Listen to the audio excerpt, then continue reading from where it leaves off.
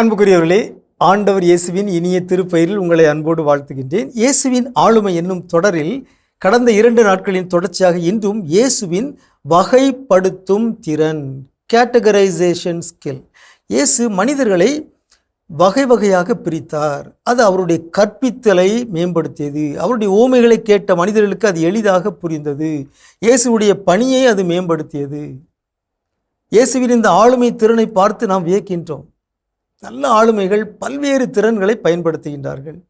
இயேசு இந்த வகைப்படுத்தும் திறனை பயன்படுத்தினார். பல எடுத்துக்காட்டுகள் இருக்கின்றன. எடுத்துக்காட்டாக கனி தருகின்ற மரங்கள் என்று மனிதர்களை மரத்துக்கு ஒப்பிட்டார் இயேசு.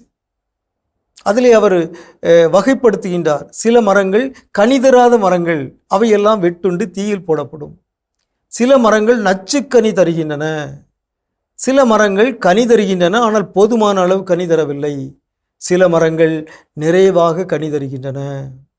ஆகவே யோவான் 15:8 நாம் வாசிக்கின்றோம், நீங்கள் மிகுந்த கனி தந்து என் சீடராய் இருப்பதே என் தந்தைக்கு மாட்சி அளிக்கிறது என்று இயேசு கூறினார். ஆகவே கனி தருவதிலும் மனிதர்கள் வகைப்படுத்தப்படுகின்றார்கள். தாலந்துகளின் உவமையில் இயேசு மனிதர்களை 3ஆக வகைப்படுத்துகின்றார்.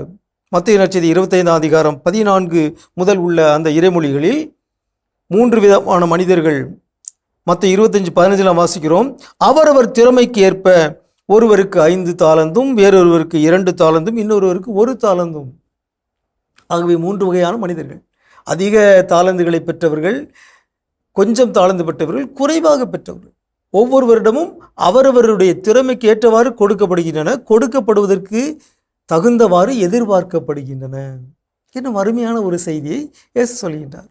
அது மட்டுமல்ல, மத்தேயு நற்செய்தி 25 தொடர்ந்து இந்த 10 தோழியர் உவமையை இயேசு சொல்கின்றார்.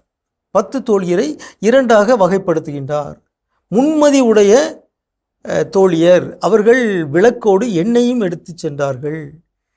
5 பேர் அறிவிலிகள், அவர்கள் விளக்கு எடுத்து சென்றார்கள், எண்ணெய் எடுத்து செல்லவில்லை. ஆகவே முன்மதி உடையவர்கள், முன்மதி இல்லாதவர்கள் என்று மனிதர்களை இயேசு வகைப்படுத்துகின்றார். இந்த வகைப்படுத்தல் என்னும் திறன் நம்முடைய பணியை மேம்படுத்துகின்ற ஒரு திறன். ஆகவே ஆசிரியர்கள் மாணவர்களை வகைப்படுத்த வேண்டும். மிக நன்றாக படிப்பவர்கள், நடுத்தரமாக படிப்பவர்கள், ஓரளவு குறைவாக படிப்பவர்கள், நிறுவன தலைவர்கள், பொறுப்பாளர்கள், பங்கு தந்தையர், இவர்கள் எல்லாரையும் ஒரே மாதிரியாக நாம் அணுக முடியாது. அவர்களை வகைப்படுத்தி அவரவருடைய நிலைக்கு ஏற்றவாறு நம்முடைய பணிகளை நாம் தகவமைத்து கொள்ள வேண்டும் என்பதை இயேசுவின் இந்த ஆளுமை திறனிலிருந்து நாம் கற்றுக்கொள்கிறோம். உங்களுக்கு அமைதி உரித்தாகுக.